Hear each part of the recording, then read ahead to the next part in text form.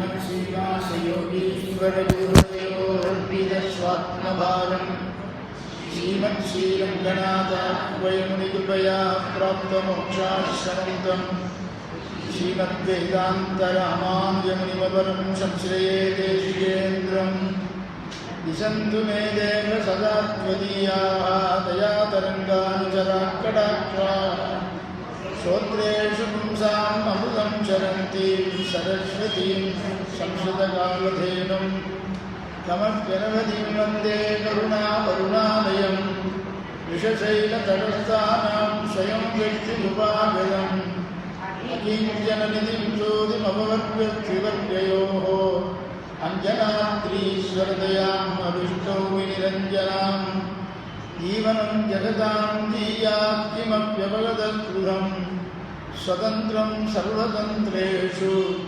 वेङ्कटेशाख्वयं मगः कण्डेनाम्बरें वेण्डीं वेण्डिप्रदङ्गं पदङ्गलिं गुरुडम् इण्डमाय विरिन्दकिडङ्गुडियरणं करुविय पुडरुणिरणं मण्डल्मारुतं कुरिरणेनं ஏழுமாமணிகளும் விசும்பும் இண்டந்தானாய் நின்றையும் பெருமான் அரங்கமானகனவந்தானே வாராவருவாய் கருணின் மாயா மாயாமூர்த்தியாய் ஆராவுதாய் அடியேனாவியரமே சித்திப்பாய் தீராமேல் தீர எண்ணையாண்டாய் திருக்குடந்தை ஊரா உனக்காட்பற்றமொழியேன்னும் முழல்வேனோம் பூஜந்தம் ராம ராமேதி மதுரம் மதுராட்சரம் ஆருண்ய கவிதாசாகாம் வந்தே வால்மீகியோகிலம்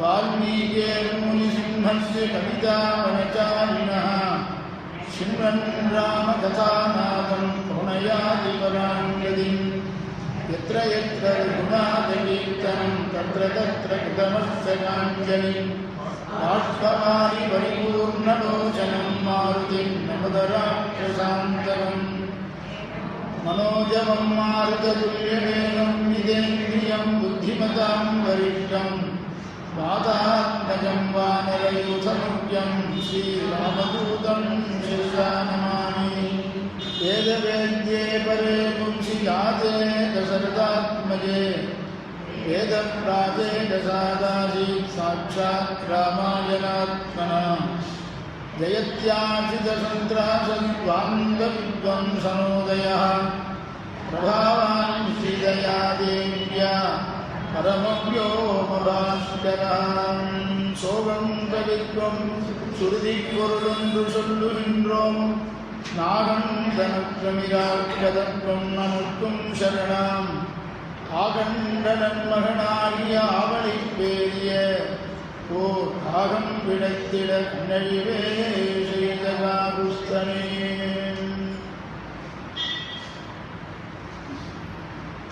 பிரம்ம விசாரம் பண்ற மாதிரி வால்மீகி பகவான் நாரதரிடத்தில் கேள்வி கேட்கிற மாதிரி நாமும் விசாரம் பண்ணிட்டு இருக்கோம்.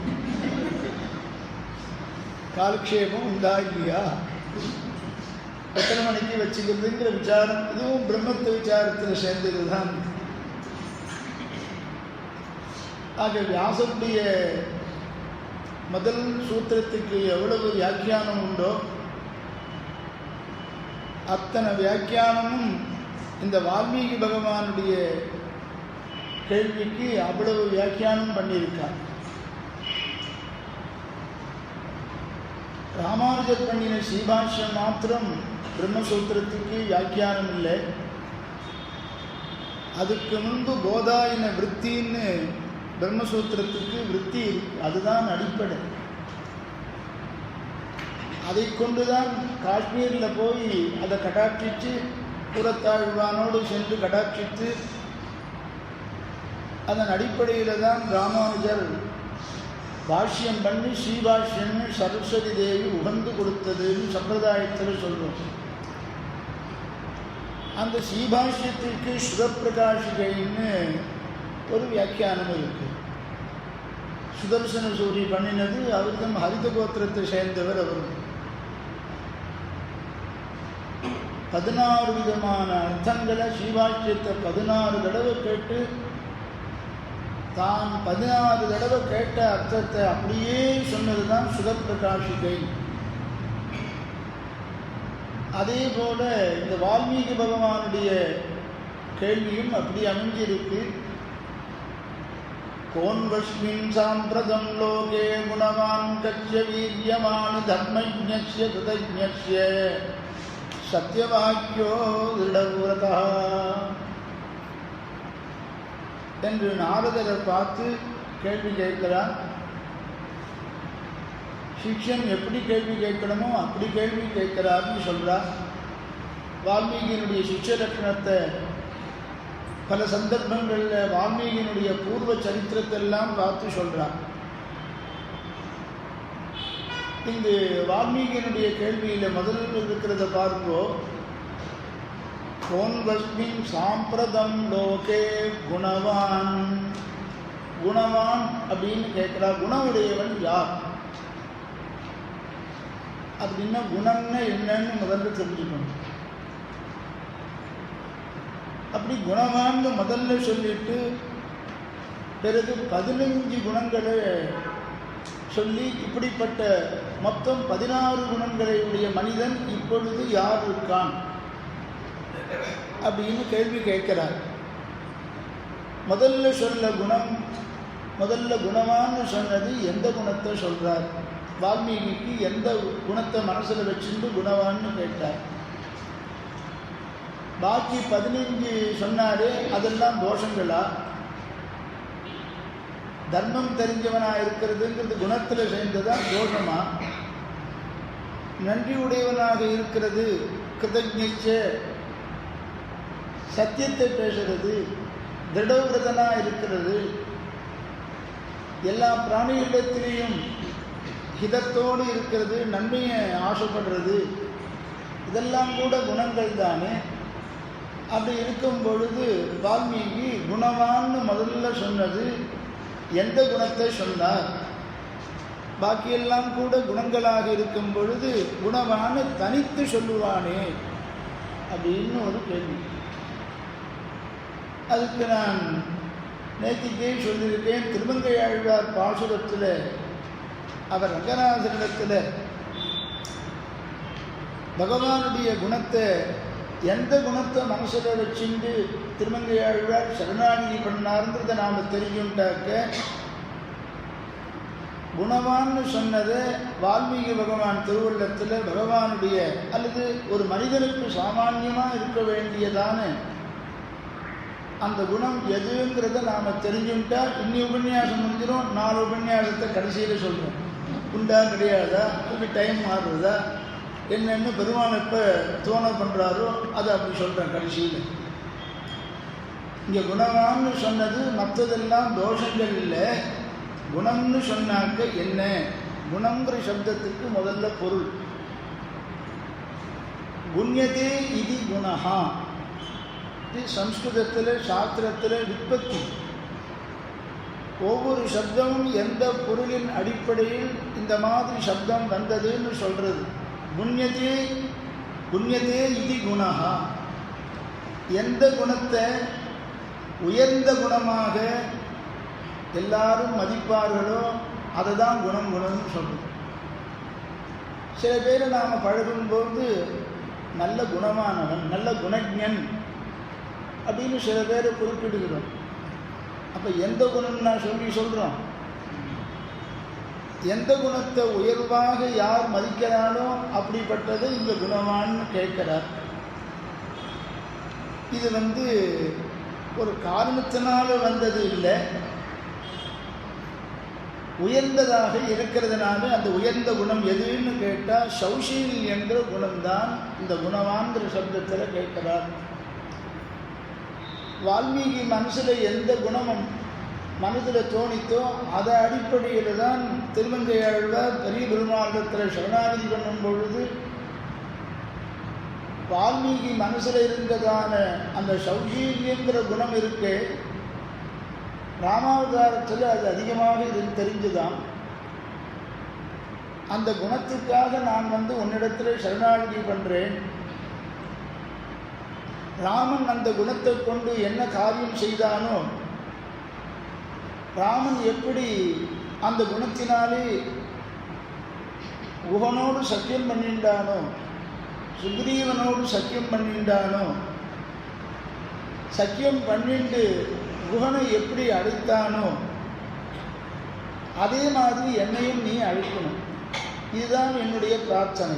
இதுதான் கேட்குறார் திருமங்கையாழ்வார். அந்த பாசுரத்துக்கு அர்த்தம் சொல்லி தெரிஞ்சுக்கிட்டா இனி உபன்யாசம் முடிஞ்சிடும்.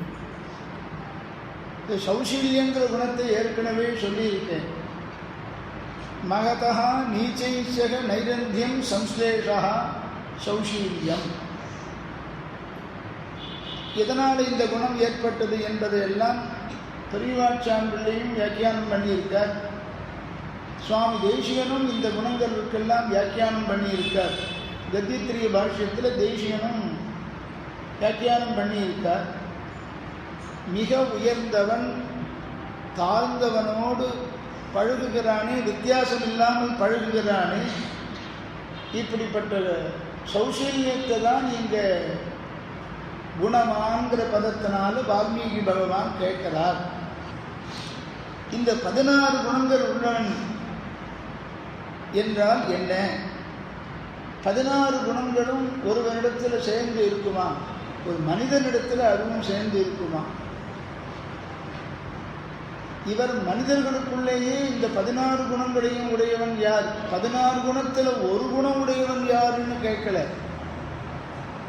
இந்த 16 குணங்களும் சேர்ந்து இருக்கிற ஒரு மனிதன் யார்? இதான் நாரதர் பதில் சொல்லும் பொழுது ரொம்ப கஷ்டப்படுறார். கேள்வி கேட்டுருவா, சுலபமாக கேட்டுடுறா. ஆனால் பதில் சொல்றது ஜாக்கிரதையாக பதில் சொல்லணும். இந்த 16 குணங்களை வால்மீகி சொல்லி இந்த 16 குணங்களை உடையவன் யாருன்னு அவருடைய கேள்வி. நாரதர் பதில் சொல்ல போறார்.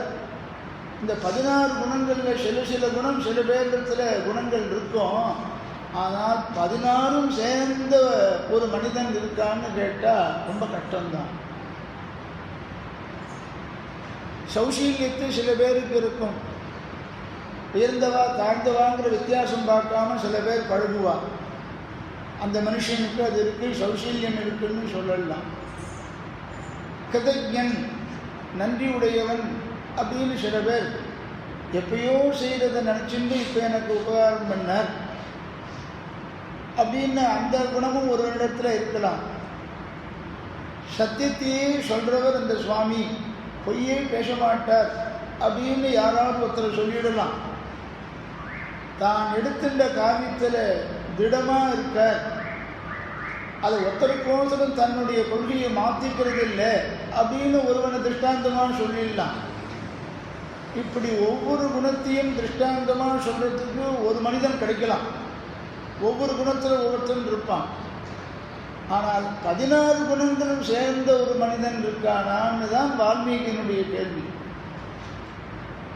அப்போ நாரதர் என்ன பண்ணுறாருன்னா யோஜனை பண்ணி தான் பதில் சொல்லணும். இப்படிப்பட்ட மனிதன் யார் இருக்கான்னு அவர் பதில் சொல்ல போகிறார். அவர் எப்படி பதில் சொல்கிறாங்கிறத நாளைக்கு பார்ப்போம். எப்போ பார்ப்போம். இப்படி கேட்ட உடனே ஆழ்வாருடைய பாசுரம் ஒரு அழகான பாசுரம். மிக உயர்ந்தவன் தாழ்ந்தவனோடு பழகுதல், இது சௌசீல்யம், இதுதான் குணவான்னு கேட்கிறார். இங்கே ஆழ்வார் பாசுரம் எல்லாருக்கும் தெரிஞ்சிருக்கும். திருமங்கை ஆழ்வார் பாசுரம் நான் அதை சொல்கிறேன். அதன்படி ஆச்சாரியால் எப்படி நிர்வாகம் பண்ணுவா, இந்த பாசுரத்துக்கு எவ்வளவு சாஸ்திரார்த்தங்கள் இருக்குன்னு பாருங்கள். ஏழையேதலன் கீழ்மகன் என்னாது இறங்கி மற்றவர்க்கு இன்னருள் சுரந்து மாழிமான் மடநோக்கி உன் தோழி உம்பி எம்பி என்று ஒழிந்திடை உகந்து தோழன் நீ எனக்கு இங்கொழி என்ற சொற்கள் வந்து அடியேன் மனம் திருந்திட ஆழிவண்ண நின் அடியினடைந்தேன் அணிபொழில் திருவரங்கத்தம்மானே. அது தினமும் ரங்கநாதனை பற்றி சொல்லணும். ஒரு 10 நாளாவது ரங்கநாதனை பற்றி சொன்னால் பெரிய பெருமான் சேவை சாதிப்பார். அதுக்கோசரம் ரங்கநாதன். திடீர்னு யாதிருச்சிகமாக பெரிய பெருமாள் என்னடா இந்த பிராமணன் எப்போ பார்த்தாலும் நம்ம பேரையே சொல்லிட்டு இருக்கானே, என்ன பேரை சொன்னால் என்ன லாபம் கிடைக்கும்? பெருமாளுடைய சேவைகள் இதுதான். இந்த பெருமாளுடைய சேவைக்கு தானே இவ்வளோ தூரம் விசாரம் பண்ணிட்டு இருக்கோம் நாமும் கூட. அந்த பெருமாள் இங்கேயும் உபன்யாசத்துலேயும் இருக்கார். ஆனாலும் திருவடி தொழுதுங்கிறது அது விசேஷமாக பார்க்கணும்னு ஆசைப்படுறான். இந்த பாசுரத்தை முடிச்சுட்டு அது டிசைட் பண்ணுவோம். ஏழையேதலன் கீழ்மகதி எண்ணாது இறங்கி மற்றவர்க்கு இன்னருள் சுரந்து. ரொம்ப அழகான சொல்றா பாருங்கோ. திருமங்கை ஆழ்வார் ரங்கநாதன் சரணாகதி பண்ணி சேவிச்சு சொல்றார். எதுக்கு சரணாகதி பண்றீன்னு ரங்கநாதன் கேட்டானாம் ஆழ்வார். நீ ராமாவதாரத்தில் குகனுக்கு ஒரு வார்த்தை சொன்னீரே, அந்த குகனுக்கு ஒரு வார்த்தை சொன்ன மாதிரி எனக்கும் அந்த வார்த்தையை நீ சொல்லணும்.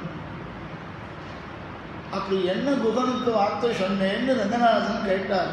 ஏன்னா ஆழ்வார்கள் ஆச்சாரியர்கள்லாம் பகவானோடு அர்ச்சாவதாரத்தோடு பேசுவான்னு நாம் பல ஸ்லோகங்கள்லையும் தோத்திரங்கள்லையும் அனுபவிச்சிருக்கோம். என்ன அனுகிரகம் பண்ணேன் அப்படின்னா, வேட ஜாதியிலே பிறந்தவன் குகன். உடம்பெல்லாம் எப்போ பார்த்தாலும் ஒரே ரத்தம் சொட்டின்னு இருக்கு. பட்சிகள் எல்லாம் அடிக்கிறது. இந்த பட்சிகள் அடித்து தோல்லையே போட்டுருது. சில பேர் பார்த்துட்டு கிராமத்தில் பட்சிகள் அடிப்பான், தோலில் போட்டுட்டு வருவான். கீரிப்புள்ளையை குத்துவான், அது தோலில் போட்டுட்டு வருவான். கீரிப்புள்ளை தெரியுமா? அதை குத்துவான். ஒரு கத்தி ஈட்டு மாரி வச்சுருப்பான், அதை குத்துவான், அது தோலில் போட்டுட்டு வருவான். சங்கர ஜாதின்னு பேர். அவள் தான் இந்த காரியத்தெல்லாம் பண்ணுவாள். அந்த மாதிரி ஒரு வேடன் அவன் குகன். அவனோடு நீ சக்கியம் பண்ணிண்டு, இது உயர்ந்த குணமுடைய பகவான் மிக தாழ்ந்தவனோடு சக்கியம் பண்ணிக்கிறது, ஸ்நேகம் பண்ணிக்கிறது. எப்படி சக்கியம் பண்ணிட்டேங்கிறது தான் விசாரம். இங்கே குகனை பார்த்து சொல்றானா சக்கரவர்த்தி திருமகன், அவன் எப்படிப்பட்ட ஜாதி, இவன் எப்படிப்பட்டவன். கிருபையினால கருணையினால இந்த வேஷத்தை போட்டுண்டு வந்திருக்கான் ராமன். நம்மை ரட்சிப்பதற்காக பரித்ராணாய சாதுனாம், நம்ம காப்பாற்றுவதற்காக மனுஷ வேஷத்தை போட்டுண்டு வந்திருக்கான். சாட்சாத் பிரம்மந்தான் இது. அப்படியே இருந்தாலும் கூட ராஜகுமாரன், இவன் ராஜா, அவன் வேடன். அந்த குகனை பார்த்து சொல்றான், ஏழையேதலன் கீழ்மகன். கீழ்மகன்னா தாழ்ந்தவன் அர்த்தம். அவனை பார்த்து சொல்றார், மற்றவர்க்கு இன்னருள் சுரந்து. என்ன சொல்றான்னு, அதோ இருக்கா பார் சீதை, இந்த சீதை உன்னுடைய தோழி. தூக்கி வாங்கி போட்டு யாருக்காவது சொல்ல தோணுமா? இவ உன்னுடைய தோழின்னு சொல்றாராம். எங்க சொல்றான்? மாழிமான் மடநோக்கி உன் தோழி. அது என்ன மாடமான் மழை நோக்கி அப்படின்னு நான் நிறைய கடோபுருஷத்தை இன்றைக்கும் குறிப்பெல்லாம் எடுத்து வந்திருக்கேன். சொல்ல வேண்டாம்னு போயிட்டு இருக்கேன். மாடமான் வடநோக்கி, அப்படி நீசனான மிகவும் தாழ்ந்தவனான குகனிடத்தில் பார்த்து சொல்றார். வேடனிடத்தில் ஆச்சாரம் தெரியுமா? அவனுக்கு அனுஷ்டானம் தெரியுமா? ஆன்மீகம் காலட்சேபம் பண்ணிருக்கான ஆச்சாரம் தெரியாது. இவரோ வசிஷ்டருடைய சிஷ்யர். ஆச்சாரம்தான் முக்கியம் வசிஷ்டருக்கு. ராமனுடைய குலகுரு அவர்.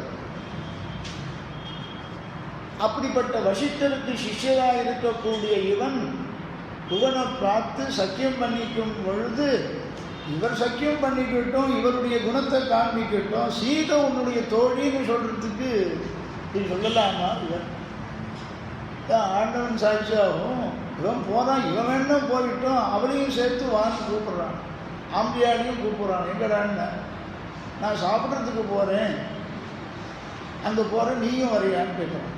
எங்கேயோ சாப்பிட போகிறான், அவனுக்கு பதார்த்தம் பிடிச்சிருக்கு, அந்த இடத்துக்கு சாப்பிட போகிறான். அவள் பாவம் ஆச்சாரமாக இருக்கிறது, எங்கே வேணாலும் போயிட்டு வாங்கோ, என்னை கூப்பிடாதீங்கோ, நான் ஆச்சாரமாக இருக்கேன்னு விடுறா பாருங்க. சரி எடுத்து அந்த மாதிரி இவன் வேணா சக்கியம் பண்ணிக்கிட்டோம், இவன் குணத்தை காண்பிக்கட்டும். இந்த சீதை உன்னுடைய தோழின்னு சொல்கிறானே, நீ சொல்லலாமா?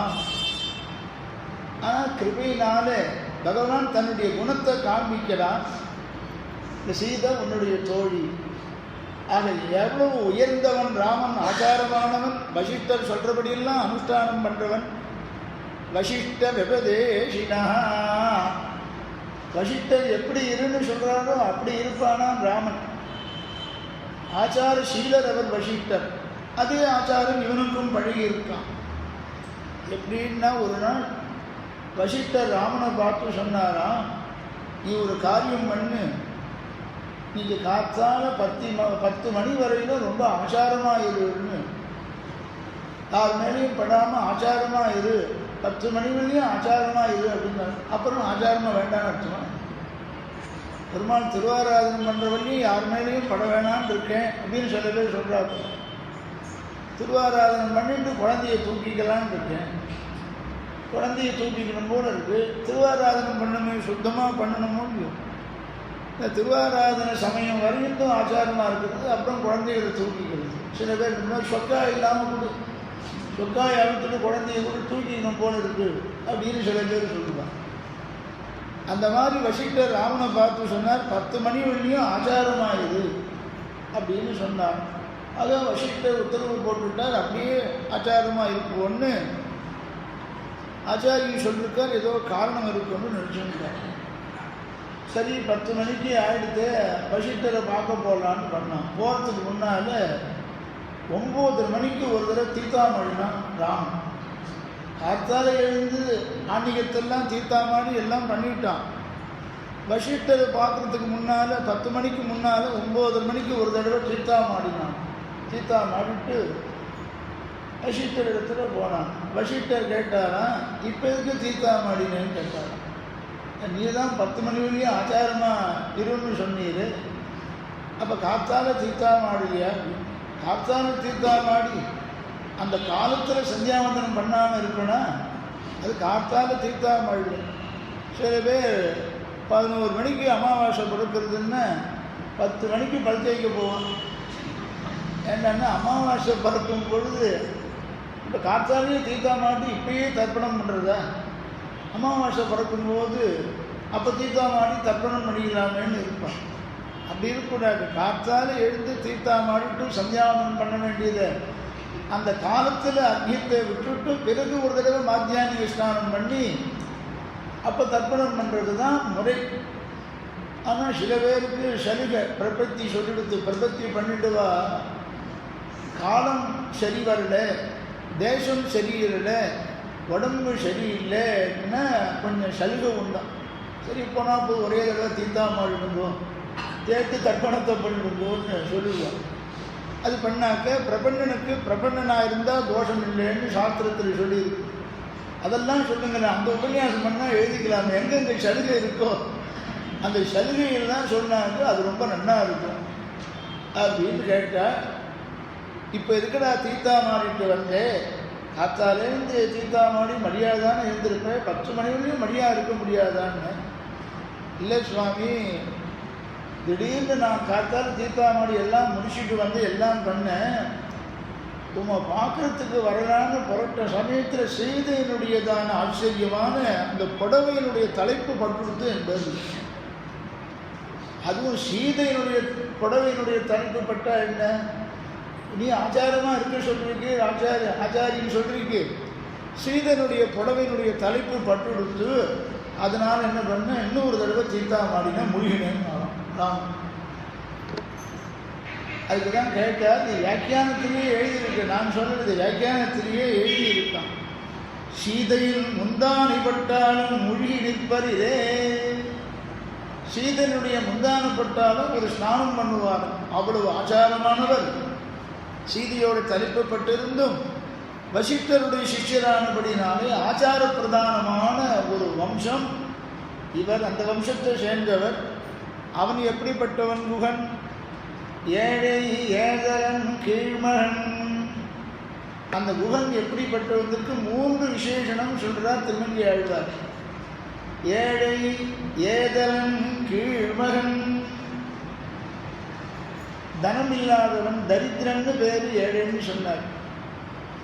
ஏழை ஏதலன், ஏதலன்னா யாருன்னு, மற்ற பிராணிகளுக்கெல்லாம் விரோதியாக இருக்கிறவன். எல்லா பிராணிகளையும் அடிச்சு கொள்றானோ இல்லையோ, ஏதலன்னு அடிக்கிறவன், வேட்டையாடுறவன், பிராணிகளுக்கெல்லாம் விரோதியாக இருக்கிறவன், ஏதலன் கீழ்மகன், மிகவும் தாழ்ந்த ஜாதியை சேர்ந்தவன். இப்படிப்பட்ட குகனோடு சக்கியம் பண்ணிண்டேரு. குகன் எப்படிப்பட்டவன்னா, குகஸ்து ஆத்மசமர்சகா, குகனோடு பெருமாள் எழுந்தருளி இருந்தாரு, அதுதான் விசேஷம். குகனை தன்னுடைய சகாவாக ஆக்கின்றாரு, இதுதான் பெருமாளுடைய உசந்த குணம்னு கம்பநாட்டாழ்வார் பேசுகிறார். குகஸ்து ஆத்மசமர்சகா, குகன் மாதிரி எனக்கு உயர்ந்த தோழன் வேறு யாரும் இல்லை அப்படின்னு சொல்ற அளவுக்கு, கம்பன் கொண்டாடுற அளவுக்கு இதை சொல்ற. இதுக்கு கடோபனிஷத்துலேயும் ஒரு பிரமாணம் இருக்கு. அது திருப்பி நச்சிகேதஸுக்கு போயிடும். எத்தனை தடவை நச்சிகேதஸையே சொல்லிட்டு இருக்கிறது, கேட்டவாளுக்கு அது திருப்பி நச்சிகேதஸ்ன்னு ஆரம்பித்தா அது சொன்னதையே சொல்கிற மாதிரி இருக்கும். இருந்தாலும் உபனிஷத்துக்கள் மூலமாக தான் நாம் தர்மங்கள் எல்லாம் தெரிஞ்சுக்கணும். அது போயிட்டு இன்னொரு சமயத்தில் கடோபனிஷத்து ஒரு தலைப்பு போட்டுட்டு அப்படி சொல்லுவோம். அப்படி குகனோடு சேர்ந்து நீ அவனை சகாவாக ஏற்றுண்டேரு, அவனுக்கு அனுகிரகம் பண்ணீரு. நீங்கள் அழகான ஆழ்வாருடைய பாசுரத்தை பாருங்க.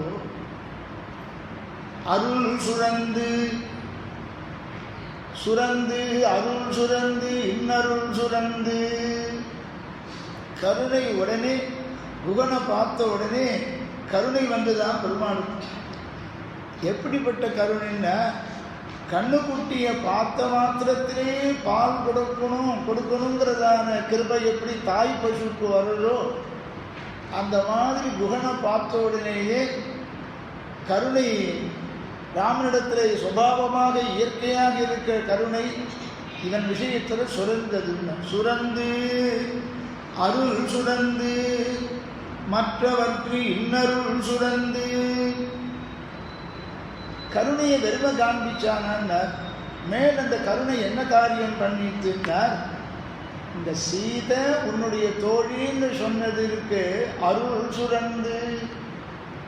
சீதை தோழின்னு சொன்னா பிராட்டியினுடையதான கடாட்சம் உனக்கு கிடைக்கும்.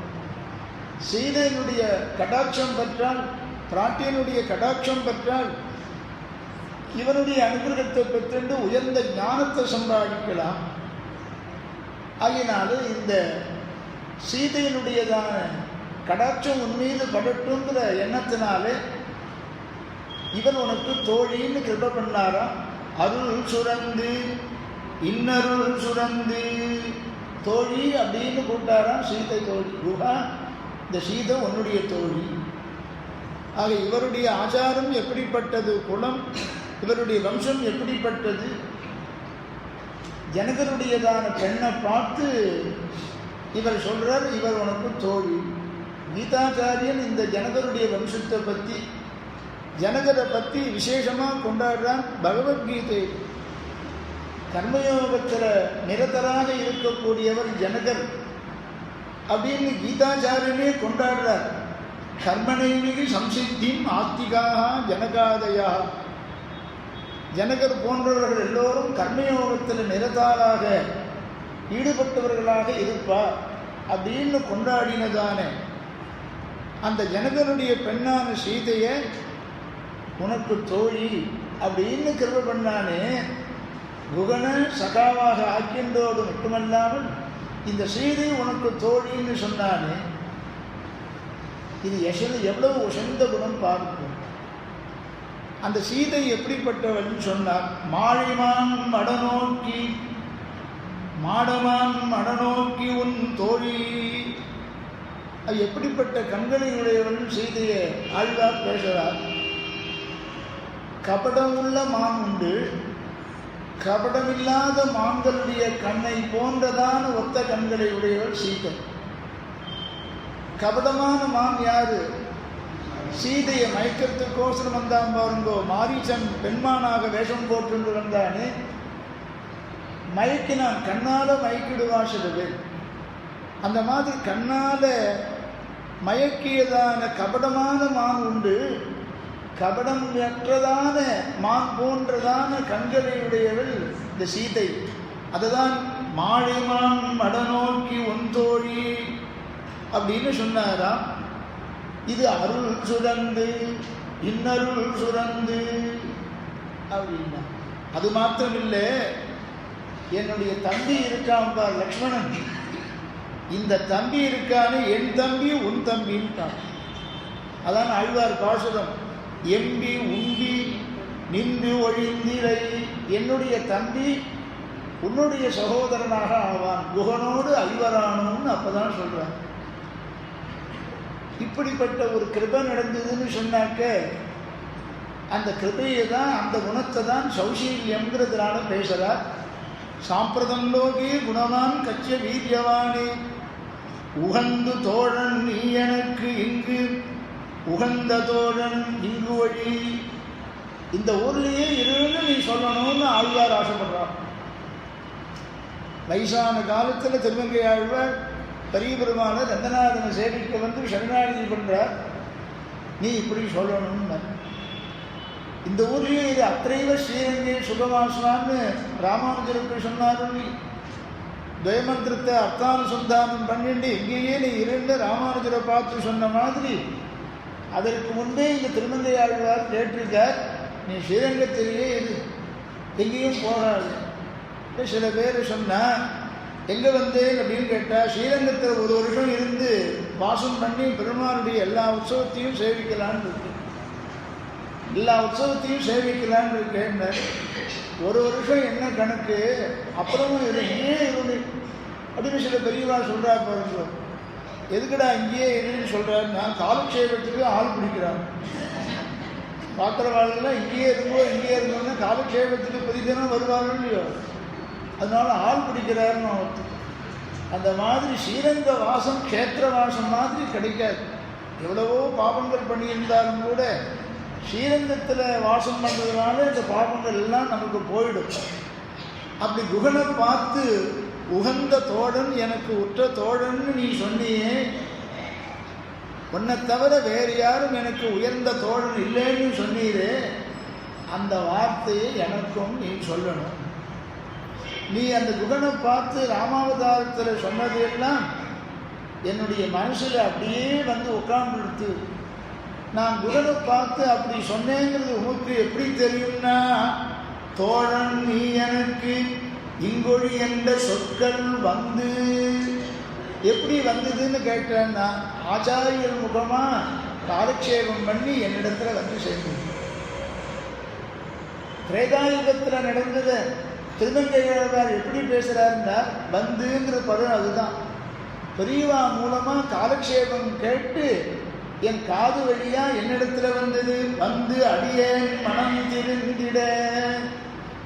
இப்படி குகனி ஆத்ம சமஸ்தகான்னு சொல்லி அவனை எப்படி அனுகிரகம் பண்ணீரோ, இதை நான் பெரியவா மூலமாக கேட்டு என் உள்ளுக்குள்ள வந்தது. நேர்த்திய பர்யந்தம் கட்டு மனதுடையவனாக இருந்தேன். இன்னைக்கு உம்முடைய அந்த குகனுக்கு நீர் பண்ண அனுகிரகத்தை நினைச்சு என்னுடைய மனசு இன்னைக்கு தெரிஞ்சிச்சு. மனசு தெரிந்ததுனால தான் உம்மை நான் சேவிக்க வரேன். வந்து அடியேன் மனம் தெரிந்திட, உம்மை வந்து சரணாகதி பண்றேன், நீ என்னை அனுகிரகம் பண்ணணும் அப்படின்னு சொல்றா. ஸ்ரீமத் ராமாயணத்தில் 24,000 ஸ்லோகங்கள் இருக்கு வைஷ்ணவ கணக்குப்படி. அது மற்ற சித்தாந்தத்தில் கொஞ்சம் வித்தியாசம் உண்டு. இந்த ஸ்ரீமத் ராமாயண ஸ்லோகம் எத்தனைங்கிற விஷயத்தில் அபிப்பிராய பேதங்கள் உண்டு. 24,000 ஸ்லோகங்கள் நம்முடைய சம்பிரதாயப்படி. இப்படிப்பட்ட ராமாயணத்தில் 24,000 ஸ்லோகத்தில் எது வசந்ததோன்னா, குகனோடு பெருமாள் பேசினார் பாருங்கோ, அதுதான் வசதி. அந்த குணம்தான் சௌசீல் என்கிற குணம். மிக உயர்ந்த ஆச்சார வம்சத்தில் பிறந்திருந்தாலும் கூட அறுவருக்கு தகுந்ததான் வேடுவ ஜாதியிலே பிறந்த அந்த குகனோடு உற்ற தோழன்னு சொன்னணுன்னாக்க அவ எவ்வளவு பெரிய மனசு வரணும் அவருக்கு. என் தம்பி உன்னுடைய தம்பி, இந்த சீதை உன்னுடைய தோழி அப்படிங்கிற சொல்கிற அளவுக்கு வரணுன்னாக்க அந்த சௌசீல்யங்கிற குணத்தை மனசில் வச்சுட்டு தான் சாம்பிரதம் லோகே குணவா அப்படின்னு சொன்னார். இப்படி குகனை அனுகிரகம் பண்ணார். அதே மாதிரி சுக்ரீவனை அனுகிரகம் பண்ணுறார். சுக்ரீவ சரணாகதின்னு ஒன்று ராமாயணத்தில் உபன்யாசம் பண்ணும்போது சுக்ரீவ சரணாகதின்னு போட்டுப்பான். அந்த சுக்ரீவ சரணாகதி ராமனிடத்தில் சுக்ரீவன் சரணாகதி பண்ணான் அப்படின்னு சொல்லுவான். இதில் 2 விதமான நிர்வாகம் உண்டு. நான் சந்தர்ப்பம் வரும்போது அதை சொல்கிறேன். சுக்ரீவனிடத்தில் ராமன் சரணாகதி பண்ணானா, ராமனிடத்தில் சுக்ரீவன் சரணாகதி பண்ணானா என்ன 2 விதமாகவும் சொல்லலாம். என்ன கபந்தனுடைய வார்த்தைப்படி சுக்ரீவ சக்கியம் பண்ணிக்கோ கபந்தன் சொல்லிட்டு போயிருக்கார் ராமன். சீதையை நீ கண்டுபிடிச்சுடலாம், சுக்ரீவனோடு சக்கியம் பண்ணிக்கோ. அந்த சக்கியம் பண்ணிக்கிறது தான் இவரும் அங்கே ஆசிரமத்துக்கு லக்ஷ்மணனோடு கூட வர பிறகு சக்கியம் ஏற்பட்டது. ஆக ஒரு விதத்தில் சுக்ரீவனிடத்தில் உதவி கேட்டான்னு அர்த்தம். சரணாகதின்னு உதவி கேட்டார். சீதையை தேடி கண்டுபிடிக்கிறதுக்கு நீ ஒத்தாசியாக இருக்கணும்னு தன் தமையின் மூலமாக தனக்கு ஆபத்துன்னு தெரியும் சுக்ரீவனுக்கு. அவனிடத்திலிருந்து தன்னை காப்பாற்றிக்கிறதுக்கு இவர் சரணாகதி பண்ணுறார். 2 காரியம் நடக்கிறதுக்கு மத்தியத்தில் ஆச்சாரியனாக இருக்கிறவர், கடகராக இருக்கிறவர் ஆஞ்சநேயர். பகவானே சரணாகதி பண்ணால் கூட ஆச்சாரியனை முன்னிட்டு ஒரு காரியத்தை ஒத்தட்டேன்னு சாதிச்சுக்கணும்னு ஆஞ்சநேயர் மத்தியஸ்தராக இருந்தார். மகாராஜாவுக்கு ராமனோடு சக்கியத்தை ஏற்படுத்தி கொடுத்தாக்க சுக்ரீவ மகாராஜாவுக்கு க்ஷேமம் ஏற்படுங்கிறதுக்கோசரம் ஆச்சாரியனாகிற ஆஞ்சநேயன் அங்கேயும் கடகராக இருக்கார். அது ஆச்சாரியன் மூலமாகத்தான் சரணாகதி பண்ணிக்கணுங்கிறதுக்கு ராமாவதாரத்திலேயே இது ஒரு உதாரணம் தான். இது எந்த சரணாகதி பண்ணாலும் கடகராக ஆச்சாரியன் இருக்கணும். எந்த சரணாகதியிலையும் பாருங்கோ ஒருத்தர் இருப்பார், அங்கே இருப்பார். ஒருத்தர் கேள்வி கேட்டார், சமுத்திரராஜனை பெருமாள் சரணாகதி பண்ணாரு, அப்ப யார் கடகராக இருந்தார்? அல்லது சுக்ரீவனே ராமனை சரணாகதி பண்ணும் பொழுது அப்ப யார் இருந்தார்? கடகராக ஆச்சாரிய ஸ்தானத்தில் யார் இருந்தார்? ஆஞ்சநேயர் இருந்தான்னு இப்போ சொன்னேன். ஆனால் சிபார்சு பண்ணுறதுக்கு புருஷகாரம் பண்ணுறதுக்கு சீதை பக்கத்தில் இருக்கணும்னு சொல்லியிருக்கு.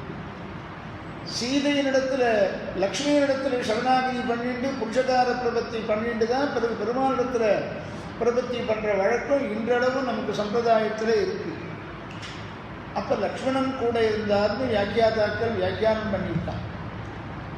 ஏன்னா பிராட்டி என்ன பண்ணுவாராம், தான் இல்லாத சமயத்தில் யாராவது வந்து ராமனை சரணாகதி பண்ணினாக்க அப்போ புருஷகாரம் பண்ணுறதுக்கு சிபார்சு பண்ணுறதான காரியத்தை ஆதிசேஷனிடத்தில் ஒப்படைச்சிட்டு போவாராம். அந்த ஆதிசேஷனுடைய அம்சம்தான் லக்ஷ்மணன் என்று இப்படி ஒவ்வொரு சரணாகதியிலையும் பிராட்டியினுடையதான அந்த கடாட்சமானது கிடைக்கிறது. சுக்ரீவனுக்கு ஏற்கனவே கிடைச்சிருத்து. ராவணன் அபகரிச்சுட்டு போகும்பொழுது விமானத்தில் போகும்பொழுது கிருஷ்ணந்தியில வந்து விடும்படியாக தன்னுடைய ஆபரணங்கள் எல்லாம் கழட்டி ஒரு வஸ்திரத்தில் முடிச்சு அங்கே போடுறார். அதை தான் கொண்டு வந்து ராமனை வந்து சந்திக்கும் பொழுது சீதையினுடைய வியோகம் ஏற்பட்டதை சொல்லி ஒருத்தருக்கு ஒருத்தர் பரிமாறிக்கும் பொழுது இந்த ஆபரணங்கள்லாம் கிடக்கு. வானரங்களுக்கு அது என்னன்னு தெரியாது. அதை கொண்டு காண்பிச்ச உடனே இந்த நூபுரம் இருக்கே, நூபுரம் காலில் போட்டுக்கிற நூபுரம் மாத்திரம் சீதையினுடையதான்னு லக்ஷ்மணன் கண்டுபிடிக்கிறார். ஆக பிராட்டியனுடைய கடாட்சம் கிருஷ்ணந்த மேலே அப்படியே பட்டுடுத்து சுக்ரீவனுக்கு பிராட்டியனுடையதான கடாட்சமானது கிடைச்செடுத்துன்னு நிர்வாகம் பண்ணுறார். இப்போ சுக்ரீவனிடத்தில் ராமன் வந்து சேரணும், சுக்ரீவனும் ராமனிடத்தில் வந்து சேரணும். சுக்ரீவன் எப்படிப்பட்டவன், அவனுடைய ஜாதி எப்படிப்பட்ட ஜாதி? வானர ஜாதி. ராமன் எவ்வளவு உயர்ந்தவன், அவன் இவ்வளவு தூரம் கீழே இறங்கி வரணுமான்னு அந்த சௌசீல்யங்கிற குணம் 2 பேரையும் இணைச்சி விடுறதுன்னா 2 பேருக்கும் சக்கியம் தகுமா? நம்ம யோசனை பண்ணி பார்த்தா தகாதுன்னு தான் சொல்லுவோம். இது வானரம், இந்த சுக்ரீவன்லாம் சர்வேஸ்வர தத்துவமானது வந்து அல்லது நரன்னே வச்சுப்போம், மனுஷன்னே வச்சுப்போம். வானரத்துக்கும் நரத்துக்கும் வித்தியாசம் இருக்கா இல்லையா? இவர் ஆஞ்சநேயன் பிக்ஷு வேஷத்திலிருந்து வேஷத்தை மாற்றிட்டு சுயரூபத்தை எடுத்துட்டு ராமனிடத்தில் வர ராமனிடத்தில் நடந்த விஷயத்தெல்லாம் ராமன் சொன்ன உடனே நடந்த விஷயத்தெல்லாம் ஆஞ்சநேயனும் அவன் சுக்ரீவனுக்கும் அவன் தமையன் வாலிக்கும் நடந்த வித்தாந்தத்தை எல்லாம் சொல்கிறார். அப்போ சொன்ன உடனே சுக்ரீவ மகாராஜாவை அனுகிரகம் பண்ணணும்னு ராமலக்ஷ்மணால அழிச்சுண்டு வர யார் ஆஞ்சநேயன் சுக்ரீவனிடத்தில் அழிச்சுண்டு வர குகைக்குள்ளே ஒழிஞ்சிட்டு இருக்கான். அவன் ஏதாவது தமையன் மூலமாக ஏதாவது ஆபத்து வந்துடுமோ அப்படின்னு அவன் நேராக வர முடியாத இடத்துல இவன் ஒழிஞ்சின்னு இருக்கான். குகைக்கு அழிச்சுண்டு வர ராமலக்ஷ்மணால் 2 பேரையும் அழிச்சுண்டு வர இந்த ஆஞ்சநேயருக்கணுமோ 2 பேரிடத்திலையும் சமானமான ஒரு பக்தி தான். ராமனிடத்தில் இருக்கிற பக்தி இளைய பெருமாளிடத்திலையும் அவருக்கு பக்தி இருக்கு. சுக்ரீவனிடத்தில் அழிச்சுண்டு வர சுக்ரீவனிடத்தில் அழிச்சுண்டு வந்து இவர் தான் வா தசரத குமாரால் ராமலக்ஷ்மணால்னு பேர், இவா 2 பேரையும் அழிச்சுண்டு வந்திருக்கேன், இவா 2 பேரும் உன்னோடு சக்கியம் பண்ணிக்கணும்னு விரும்புகிறா. என்ன ராமனுடைய அபிப்பிராயத்தையும் ஆஞ்சநேயன் தெரிஞ்சுக்கிட்டான். இவ 2 பேரும் உன்னிடத்தை சக்கியம் பண்ணிக்கணும்னு விரும்புகிறா. உனக்கும் உன் தமையனிடத்திலிருந்து உன்னை காப்பாற்றிக்கிறதுக்கு சக்தர்கள் இவா 2 பேரும், உன்னை காப்பாற்றுறதுக்கு சக்தி உள்ளவா 2 பேரும். நீயும் போய் கை நீட்டுடு, வாங்கோன்னு சொல்லுங்கோ, சக்கியம் பண்ணிக்கிறேன் சித்தமாக இருக்கேன்னு சொல்லுங்கோ அப்படின்னு சுக்ரீவ மகாராஜாவுக்கு எடுத்து சொல்றார் மந்திரியான ஆஞ்சநேயன். எப்பொழுதுமே தன்னுடைய எஜமானனுக்கு மந்திரியானவர் நல்லதை எடுத்து சொல்றவராக இருக்கணும். ஹிதத்தை சொல்லணும், பிடிச்சதை சொல்லக்கூடாது. பிரியமானது அவனுக்கு பிடிச்சதெல்லாம் சொல்லக்கூடாது, ஆனால் அவனுக்கு ஹிதமாக இருக்குமான்னு பார்க்கணும். போய் சொல்றார். சுக்ரீவ மகாராஜா ராமனை சேவிக்கிறார். ராமனை சேவிச்ச மாத்திரத்திலேயே அந்த திருமேனி அழகை கண்டுபிடிக்கிறார். சுக்ரீவன் பார்க்கிறாரா, இந்த ராமனோடு சக்கியம் எனக்கு வேண்டான்ட்டான். முதல்ல வேண்டான்னு சொல்லிட்டான். ஏன் வேண்டான்னு சொன்னேன்னா, இந்த ராமனை பார்த்தா சக்கியம் பண்ணிக்கிற மாதிரி தோணலை. அப்போ என்ன தோன்றதுன்னா, அவன் எவ்வளவு உயர்ந்தவன், நான் எவ்வளவு தாழ்ந்தவன், அவனோடு சம்பந்தம் வச்சுக்கிறதுக்கு எனக்கு என்ன தகுதி இருக்கு, அதனால வேண்டான்னு சொன்னான்.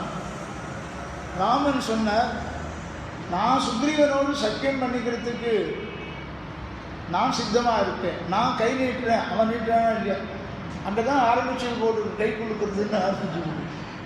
நான் சித்தமாக இருக்கேன், உனக்கு சரின்னு பட்டுதுன்னு நான் உன்னோடு சக்கியம் பண்ணிக்கிறதுல எந்த விதமான சங்கோஜமும் நான் படலை அப்படின்னு ராமன் பேசுகிறாராம். இதை வால்மீகி அழகாக பேசுகிறார்.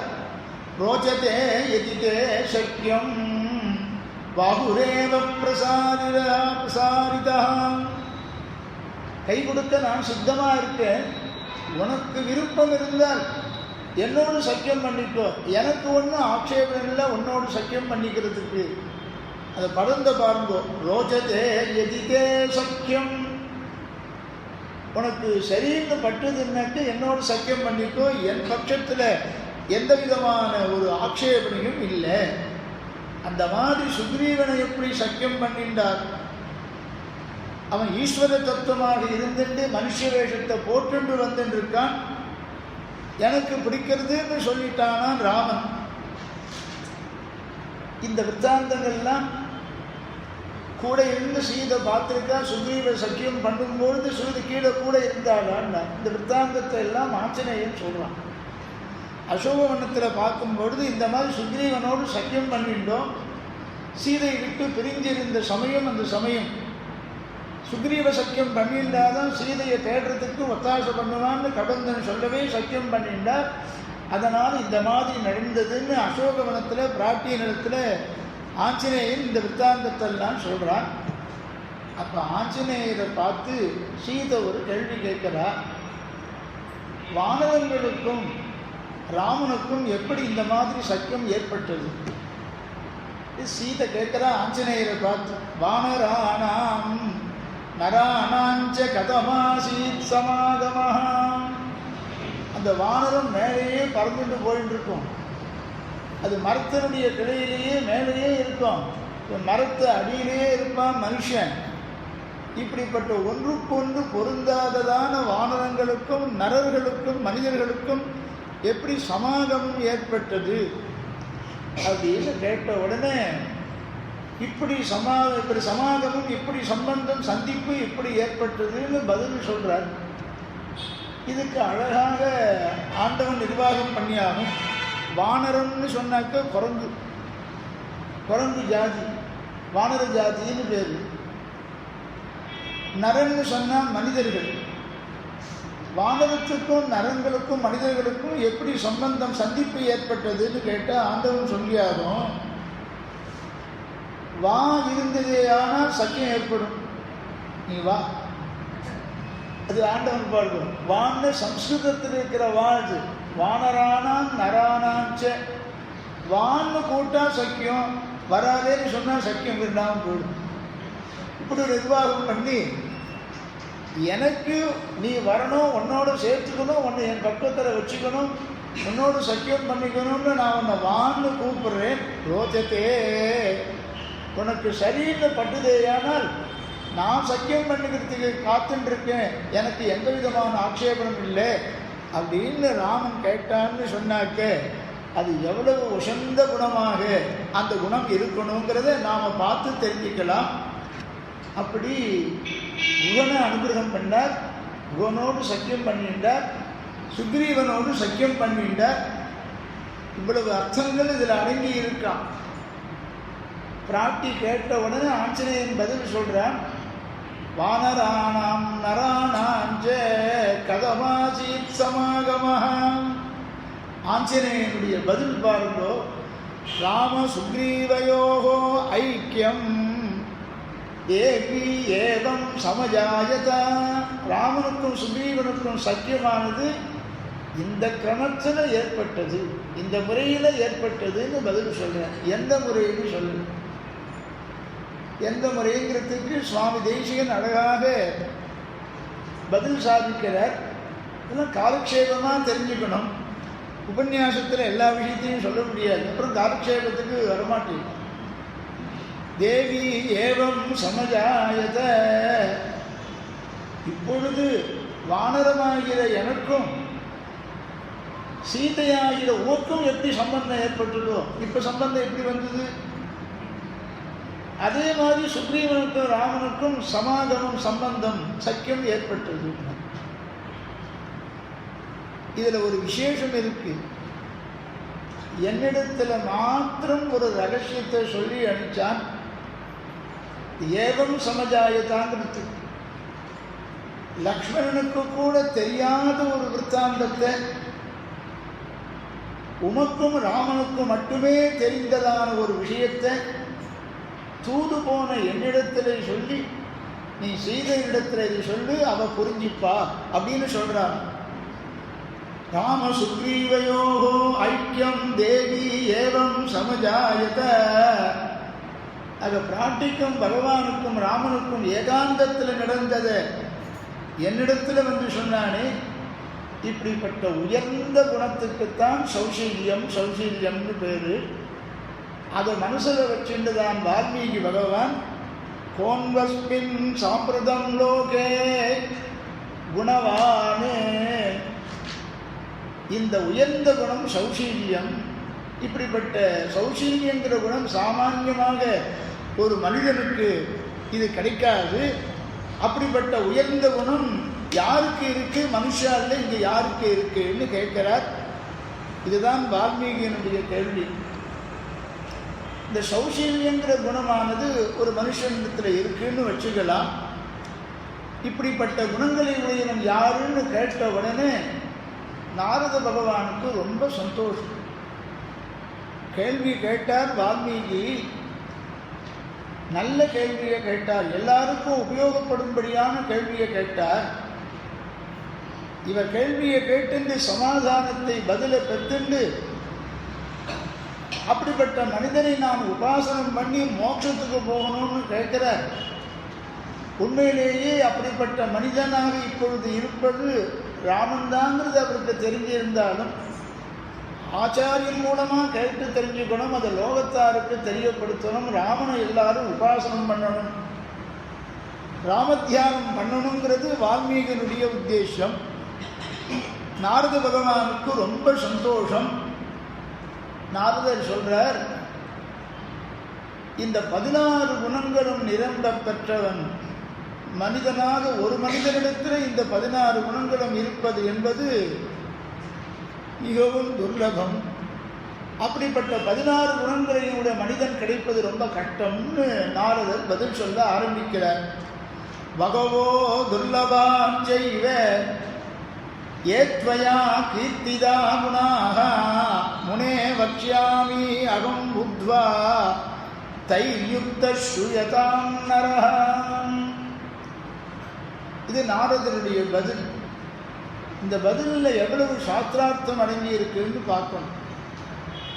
இந்த ஸ்லோகத்தை, வால்மீகி ஸ்லோகத்தை 2 தடவை நாம் சொன்னாலே அர்த்தம் உங்களுக்கே புரிஞ்சிடும். இந்த அர்த்தத்தை நாம் புரிஞ்சிக்கக்கூடியதான விஷயத்தை முன்கூட்டியே சொல்லிட்டு இந்த ஸ்லோகத்தை சொல்றதுனால சுலபமா அந்த பதங்களுக்கு எந்தெந்த பதத்துக்கு என்னென்ன பொருள்னு நீங்களே புரிஞ்சுட்டு. பகவோ துர்லபாஹ சைவ ஏத்வயா கீர்த்திதா குணாஹ. உம்மாலே கேட்கப்பட்ட 16 விதமான குணங்களை உடையது, அதுவும் ஒருவனிடத்திலேயே, அதுவும் ஒரு மனிதனிடத்திலேயே இருப்பது என்பது, இந்த குணங்கள் எல்லாம் துர்லபம். ஒருவனிடத்திலேயே இத்தனை குணங்களும் பொருந்தி இருக்கிறதுக்கு அவகாசமே இல்லை. இருந்தாலும் நான் அப்படிப்பட்ட குணமுடையவன் யாருங்கிறத நான் தெரிஞ்சுட்டு உமக்கு சொல்றேன் அப்படின்னு உத்தரார்த்தத்தில் பின்பாதியில் சொல்றார். முனே வக்ஷ்யாமி, வக்ஷ்யாமின்னு சொல்றேன்னு அர்த்தம், சொல்ல போகிறேன்னு அர்த்தம். இவருக்கு தெரிஞ்ச பிறகுதான் இவர் சொல்லணும். அப்படி முனே வக்ஷ்யாமி அகம் புத்வா, நான் தெரிந்து கொண்டு அப்படிப்பட்ட 16 குணங்களையும் உடைய ஒரு மனிதன் யார் என்பதை நான் தெரிஞ்சுட்டு உமக்கு அப்புறம் சொல்றேன் அப்படின்னு அர்த்தமா. ஆனால் சம்ஸ்கிருத பதத்துக்கு நேராக அப்படிதான் அர்த்தம் சொல்ல வேண்டியிருக்கு. ஆனால் அப்படி அர்த்தம் இல்லை. இவர் நாரதருக்கு தான் எல்லாம் தெரியும் தெரிஞ்சுட்டு தானே எல்லா லோகத்துக்கும் சஞ்சாரம் பண்றவர். அதனால நாரதம் பரிபட்ச வால்மீகியை முனிபுங்கம்னு ரொம்ப நாள் சொல்லியாச்சு.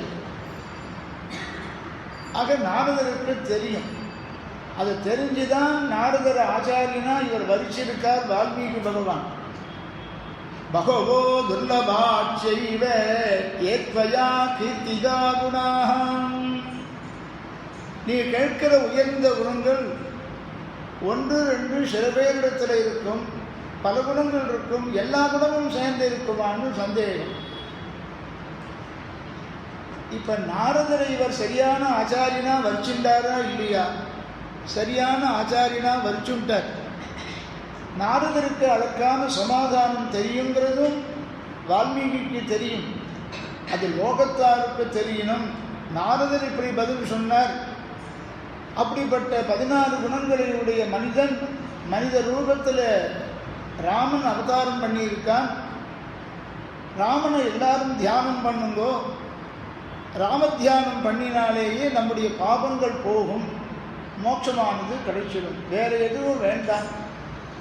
அதனால்தான் ராமநாமாவையே தனக்கு சொல்லும்படியாக எல்லா திருநாமங்களையும் சொன்னாக்க அத்தனை அவகாசம் போராது. எந்த ஒரு திருநாமத்தை சொன்னால் எல்லா திருநாமங்களையும் சொன்னதாகும்னு கேட்டுண்டு ஸ்ரீ ராமநாமாவை பரமேஸ்வரன் பார்வதிக்கு உபதேசம் பண்ணார்னு சொல்கிறோம். அது ஸ்காந்த புராணத்திலேருந்து எடுத்தும் சொல்ல போகிறோம். இந்த ராம பிரபாவத்தை ஸ்காந்த புராணம் எப்படி சொல்கிறது? எல்லாம் மத்தியத்தில் சொல்லும் பொழுது ராமான்னு பேர் வைக்கும் பொழுது வசிஷ்டர் பேர் வைக்க போகிறாரோ இல்லையோ, அப்போ எப்படி பேர் வச்சார், அந்த பேரை எப்படி செலக்ட் பண்ணார், வசிஷ்டருக்கு எப்படி தோணித்து அப்படின்னு இருந்தாலும் இங்கே நாரதர் சரியான ஆச்சாரியனை தான் வால்மீகி தேர்ந்தெடுத்திருக்கார்.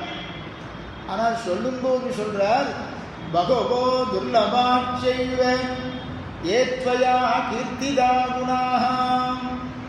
நீ கேட்கிற 16 குணங்களையும் உடையவன் ஒருவனிடத்திலே இந்த 16 குணங்களும் இருக்குமான்னு கேட்டால் துர்லபம்தான். பகவோ துர்லபாக ஏ துவயா கீர்த்திதாக குணாக துர்லபாக. முன்னாடி சொல்லப்பட்ட 16 குணங்களும் துர்லபம்தான், ஒரு மனிதனிடத்திலே இருக்கிறதுக்கு பிரசக்தி இல்லை அப்படின்னு சொல்கிறார். இப்படி சொல்றதுக்காக நாரதரை பார்த்து இவர் கேட்டார். நாரதருக்கு அப்படிப்பட்ட மனிதன் யாருன்னு சொல்றதுக்கு தெரியும்னு நினைச்சுட்டு தான் வால்மீகி கேள்வி கேட்டார். ஒரு ஆச்சாரியன் எப்படி இருக்கணும்னா கேட்டவுடனே பதில் சொல்லக்கூடியவராக ஆச்சாரியன் இருக்கணும். நான் அப்புறம் சொல்றேன், புஸ்தகத்தை பார்த்து சொல்றேன்னு சொல்லக்கூடாது. சிஷ்யனுக்கு எந்த இடத்துல சம்சயம் ஏற்பட்டாலும் உடனே சொல்லக்கூடியவராக இருக்கணும் ஒரு ஆச்சாரியன். ஒரு சமயத்தில் ஒரு இடத்துல போனாராம் ஒரு பெரியவர். அங்கே போய் அவர் தகப்பனார் எஜமானன் இல்லை, அந்த பையன்தான் ஆற்றுல இருந்தான். அந்த பையனை பார்த்து போனவர் கேட்டாராம், அப்பாவை பார்க்குறதுக்கு அந்த பையனோட தகப்பனாரை பார்க்குறதுக்கு வந்திருக்கார், வெளியே போயிருந்தாரோ. அந்த பையன் இருந்தான். நீ என்னடா பையா படிச்சிருக்கே அப்படின்னு கேட்டார்.